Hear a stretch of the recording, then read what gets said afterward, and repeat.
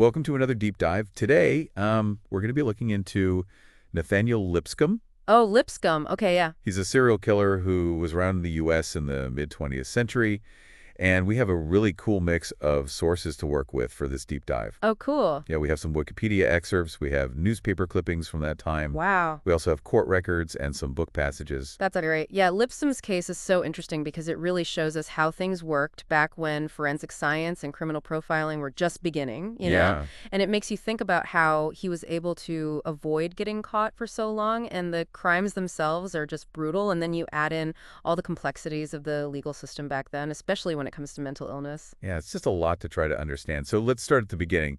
Lipscomb's story begins in Gaffney, South Carolina, where he was born, and that was in 1929. And sources kind of point to a troubled youth, even spending some time incarcerated for peeping into a woman's window. Oh, wow. That early incident, the voyeurism, that's something you often see in the histories of a lot of serial offenders. Yeah, It often suggests, that they're preoccupied with power and control, which unfortunately can escalate over time. and it did escalate. In 1951, things take a very dark turn with the murder of Mrs. Howard Maxwell in Charlotte, North Carolina. The crime scene, it was horrific. Lipscomb attacked Mrs. Maxwell in her bed, stabbing her multiple times.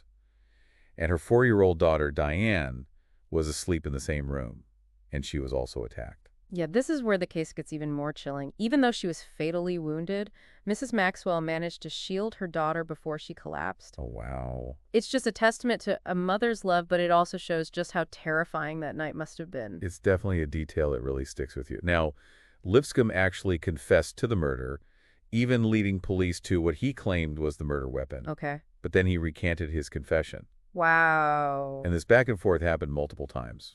That's really strange, the confessing and then taking it back. Some experts think this behavior might point to some kind of personality disorder, or maybe he felt a need to control the story, or maybe even a weird sense of remorse. What do you think about that? It's really puzzling. Do you think he was doing it on purpose to manipulate the investigation, or was it more like a sign of some real mental instability? It's hard to say for sure. Psychological evaluations from that time, they labeled him as an impulsive sexual degenerate, which is, not something we would use today. It just shows how limited our understanding of mental health was back then. Right. Yeah. It's a good reminder of how much our language and how much we understand about these complicated issues has changed over time. Right, exactly. And it's even more complicated because these evaluations also said that even though Lipscomb had a low IQ, he could still tell the difference between right and wrong. Oh, okay. And that ambiguity probably made it even harder to prosecute him for Mrs. Maxwell's murder. So they couldn't get him for the murder. What happened after that? Well, after he was released from a mental hospital, Lipscomb basically disappeared. He was off the radar for years. Like he just vanished. Where did he go? What was he doing all that time? That we may never know. It really shows how tough it was for law enforcement in those days. I mean, before they had widespread fingerprinting and DNA evidence and databases, it was pretty easy for someone to just disappear. That's a scary thought. Lipscomb shows up again in 1958, this time in Baltimore. And he doesn't just reappear, he comes back as like a full-blown serial killer, even earning the nickname the Dawn Strangler. This is a really important part of Lipscomb's criminal history. He moved to a new city, the violence escalated, and there's now a clear pattern to his crimes. It makes you think it was a deliberate choice to live this life of violence. Yeah. His victims in Baltimore were all older women, attacked in the early morning, strangled, and left in alleys near their homes. There's a pattern here, for sure. First, there was 67-year-old Hazel Hall. She was found strangled in her own yard. Then, just a few days later, 57-year-old Lottie Knight was attacked while she was sweeping her sidewalk. Her body was found just a few doors down. It's so random, these attacks, and the victims were all so vulnerable. You can imagine how terrified the community must have been, especially older women. All of a sudden, they didn't even feel safe in their own neighborhood. And it didn't stop there. Months later, 38-year-old Pearl Weiss becomes the Dawn Strangler's third victim. She's also found in an alley, strangled, and her shoes are missing. The brutality and the boldness of these attacks had the police scrambling for answers. It's interesting to note that his victims in Baltimore were of different races, which suggests that race or ethnicity wasn't his main motivation. It was more about this need for power and control. You see this a lot with serial killers. They dehumanize their victims and see them as objects, not people. But like they say, all good things must come to an end. Lipscomb's luck runs out thanks to a chance encounter. Early one morning, a patrol officer hears a woman screaming. They find Lipscomb lurking in a nearby alley, and when they search him, they find, well, women's panties. It's amazing how one little detail, those panties, ended up unraveling everything. It shows you just how important it is for police to be thorough and how unpredictable these investigations can be. Sometimes the tiniest clues can lead to the biggest breakthroughs. And this was a huge breakthrough. Not only does this arrest tie Lipscomb to the Baltimore murders, but it also makes investigators in Charlotte take another look at the unsolved murder of Mrs. Howard Maxwell.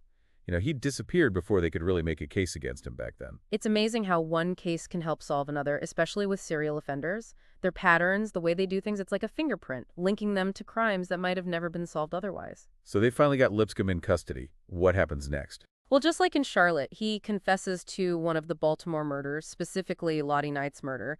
He even says things that make it seem like he was involved in the other two murders. But then, just like before, he takes it all back. This confessing and retracting, it's like it becomes his trademark when dealing with the police. It's like he's playing a game with them.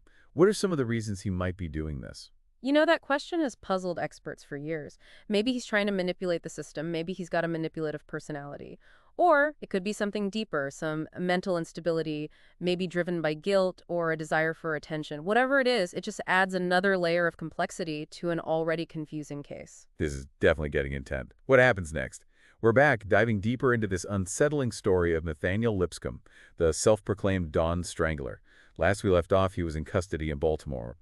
And he's back to his old tricks, confessing and then retracting his confessions. It really makes you wonder what was going on in his head. It's a question that definitely hangs over this whole case. But before we get into that, let's talk about what happened next. The trial.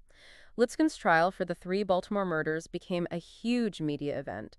The public was both terrified and fascinated by the crimes, and they were drawn to the mystery of the man accused of doing it all. And of course, Lipscomb's mental state was a big part of the trial. His defense team said he was insane when he committed the murders.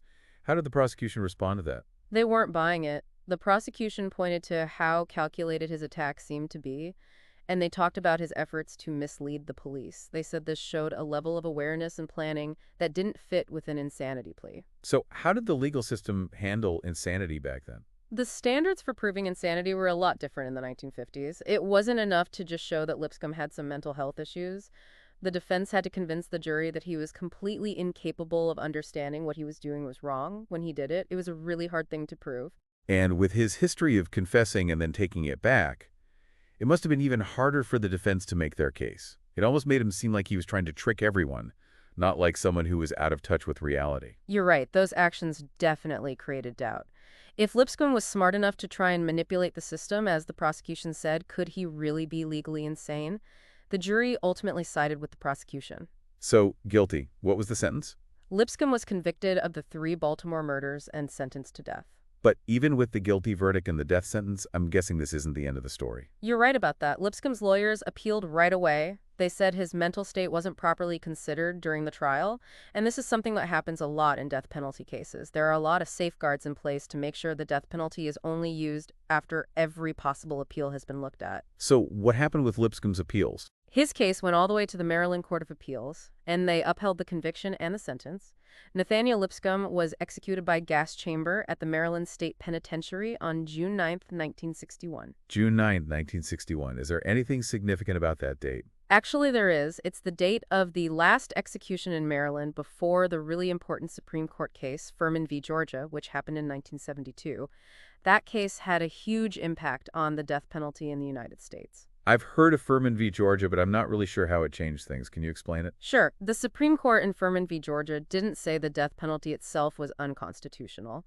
What they ruled was that the way it was being used at that time was unconstitutional. They said it was being used unfairly, and that things like race and how much money someone had were often factors in who got a death sentence. So they wanted to change the system and not get rid of the death penalty altogether. Exactly. Their ruling led to a stop in executions across the country, while states tried to fix their death penalty laws to make them fairer to address the things the Supreme Court had brought up.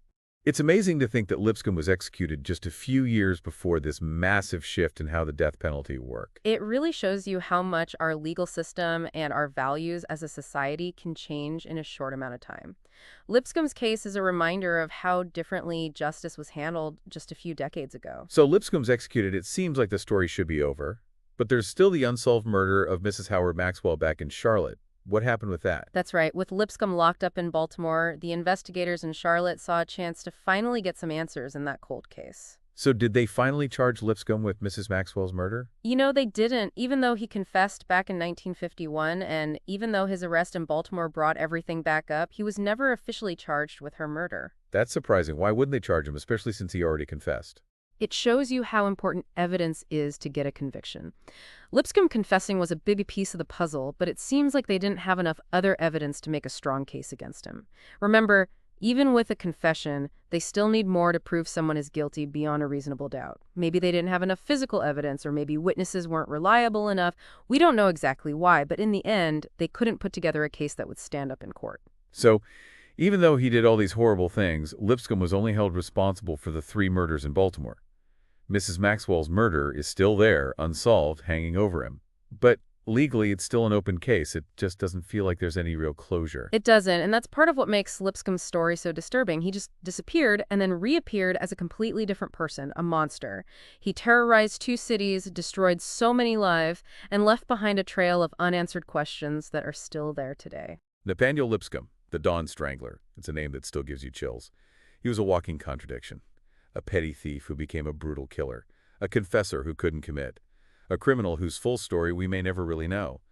It's a story that leaves us with more questions than answers, and a feeling of unease that's hard to shake off. Welcome back to the Deep Dive. Lipscomb's story, as we've heard, is full of twists and turns. Even with him being executed, there's still this mystery and uneasiness that lingers. That's true. And beyond the specific details of his crimes, this case really shows us something about a particular time in American history. It forces us to face some uncomfortable truths about our justice system, our understanding of mental illness, and how capital punishment has changed. What's so fascinating about these deep dives is we start with a person, a crime, an event, but it always seems to lead to these bigger questions, bigger themes that connect to the world we live in today. I agree completely. And with Lipscomb, we see how law enforcement back then just didn't have the resources or coordination. He was able to fly under the radar for years. Imagine if these crimes happened today with DNA databases and instant information sharing. He probably would have been caught much sooner. And then there's the whole mental state question. Was Lipscomb really insane, or was he just a master manipulator like the prosecution said? Even with all the psych evaluations, we're still left wondering. Yeah, there's no easy answer to that. It really shows how hard it is to balance legal responsibility with compassion and trying to understand people who struggle with mental illness.